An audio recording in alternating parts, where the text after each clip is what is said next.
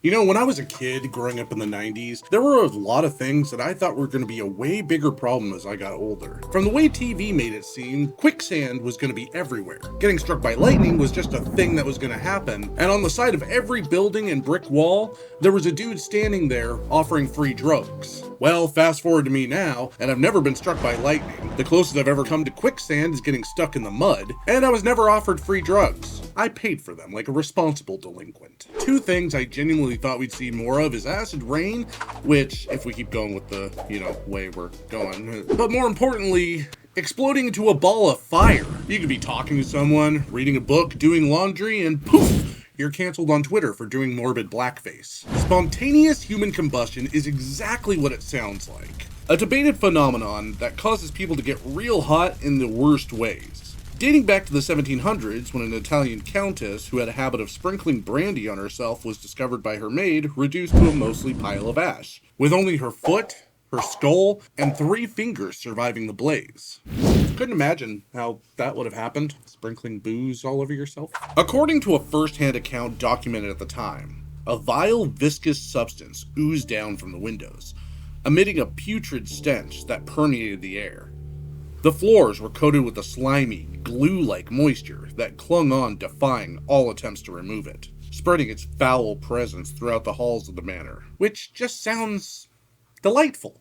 Anyone who's ever helped a crust punk move out of the place they're squatting knows this smell all too well. It was never determined what the ignition source actually was. This part is very, very odd. I mean, besides the obvious ashiness. The fact her bones were burnt to ash means the heat was more intense than a modern cremation furnace, which run typically around 1800 degrees Fahrenheit. This heat is enough to reduce soft tissue to ash, while the bones become calcified by the extreme heat and break into small chunks. These chunks are then put into a machine called a cremulator. Yes, it's actually called a cremulator. I don't know how I feel about that. Which grinds them into a sand-like powder that is given to the next of kin, who may or may not eat it, use it as kitty litter, or flush it down the toilet. As recently as 2010, an unexplained incident that was suspected as spontaneous human combustion occurred in Ireland. Good old Michael Flaherty, a widower grandfather, was found singed to cinders in his living room in 2010. At first, it was suspected that the fire in the hearth was the culprit, but there were no ash or burns from the hearth to where Flaherty laid. Well, his pile of ash. The fire had not spread either, confined to the spot where he had been. Only the spot above him and where his ashes lay were damaged by the extreme heat. The coroner, Dr. Corian McLaughlin, consulted medical textbooks and peers, but ultimately reported, I'm sorry, I'm not going to do a bad Irish. I'm left with the conclusion that this fits into the category of spontaneous human combustion, for which there is no adequate explanation.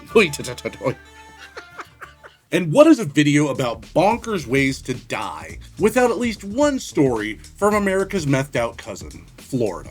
Probably the most famous and recognizable case of spontaneous human combustion is the Cinder Lady of St. Petersburg, Florida. On the morning of July 2nd, 1951, the landlord of 67-year-old Mary Reeser showed up at her small apartment to deliver a telegram. It's the vintage form of texting. Reaching the door, the landlord caught the whiff of a horrendous stench of death and noticed the door was warm. Warm for Florida, so roughly around 3,000 degrees. Firefighters arrived and burst into the soot-soaked room to find a charred chair and the remains of Mary reduced to a pile of ash, with a slipper still remaining on the foot on the floor. Officially, the consensus is spontaneous human combustion is bunk, fake, artificial. People who believe in it chew on crayons. Bullshit. A pseudoscience. And one explanation is the same principle that helps you drop weight. Ketones are molecules produced by the liver, and then these break down into the liver to acetone. Acetone, the key ingredient in nail polish remover, is among other things flammable as shit. So it's thought that a person with extreme levels of acetone are prone to ignition by smoking or being near an open flame, causing the acetone molecules in them to burn. Far-fetched? Yeah. Reasonable? Yeah, maybe. Maybe not. Maybe you don't believe that you can burn from the inside out. You've obviously never had flatline sauce from the Pepper Palace. In Mary Reeser's case, a few theories were followed up on. One neighbor had claimed they heard a crack of thunder that night. Fire investigators put spontaneous lightning strike in the maybe pile. Another claimed that they had seen with their own 2 eyes a fireball shoot into the window. Police started rounding up every pyromancer in the area, which was zero, because they're not real. At a loss, they resigned to the coroner's explanation, that she just went up like an effigy at Burning Man. There's only ever been about a dozen reported cases that didn't have obvious other explanations, and only 5 of those seem to be close to the genuine article. A lot of times, what's initially suspected as spontaneous human combustion with extreme burns or blisters turns out to be because of an undiagnosed medical condition or a drug interaction within the body, or their wife is trying to kill them. Anyway, please remember to like, smack around the subscribe button, click it right in the bells. If you have thoughts on spontaneous human combustion, leave them down in the comments. Please give me validation. And until next time, toodaloo.